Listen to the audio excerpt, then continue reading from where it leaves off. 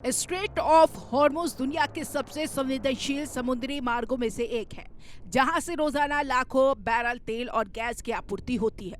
मौजूदा तनाव ने इस रूट को लेकर अनिश्चितता बढ़ा दी है। अंतर्राष्ट्रीय बाजार में कच्चे तेल की कीमतों में उतार चढ़ाव देखने को मिल रहा है, जबकि कई देशों में ऊर्जा आपूर्ति को लेकर चिंता गहराने लगी है। विशेषज्ञ मानते हैं कि अगर ये संकट लंबा खिंचता है तो वैश्विक अर्थव्यवस्था पर सीधा असर पड़ सकता है। हॉर्मुज पर संकट गहराया, तेल सप्लाई पर खतरा, दुनिया में एनर्जी संकट। इस बीच भारत ने अपनी ऊर्जा रणनीति को विस्तार देना शुरू कर दिया। रिपोर्ट्स के मुताबिक भारत अब केवल खाड़ी देशों पर निर्भर नहीं रहकर नए साझेदारों की ओर रुख कर रहा है। अर्जेंटीना जैसे देशों के साथ पहले से चल रही बातचीत के बाद अब रूस की भूमिका भी अहम होती जा रही है। रूस से एलएनजी और एलपीजी की आपूर्ति बढ़ाने की संभावनाएं सामने आई, जिससे भारत की ऊर्जा जरूरतों को स्थिर रखने की कोशिश की जा रही है।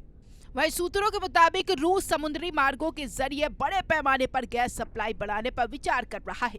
इससे भारत में घरेलू उपभोक्ताओं से लेकर औद्योगिक सेक्टर तक ऊर्जा आपूर्ति को स्थिर बनाए रखने में मदद मिल सकती है। हालांकि सवाल ये भी उठता है कि क्या वैश्विक प्रतिबंधों और जियोपॉलिटिकल दबाव के बीच ये सप्लाई व्यवस्था लंबे समय तक टिक पाएगी?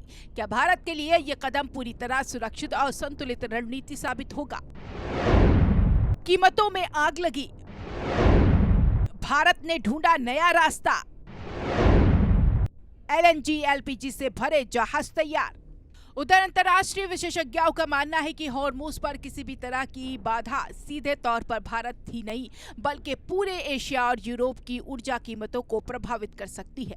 ऐसे में भारत का वैश्विक स्रोत की ओर बढ़ना एक रणनीतिक कदम माना जा रहा है। लेकिन दूसरा पक्ष ये भी है कि सप्लाई चेन जितनी विविध होगी उतनी ही जटिल भी होगी, जिससे लॉजिस्टिक और कीमतों पर असर पड़ सकता है। ऐसे में असली चुनौती संतुलन बनाए रखने की होगी।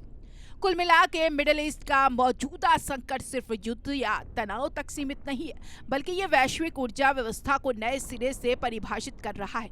भारत के सामने अवसर भी है और चुनौती भी। एक तरफ ऊर्जा सुरक्षा को मजबूत करने का मौका, तो दूसरी तरफ अंतर्राष्ट्रीय दबाव और अस्थिर बाजार की परीक्षा।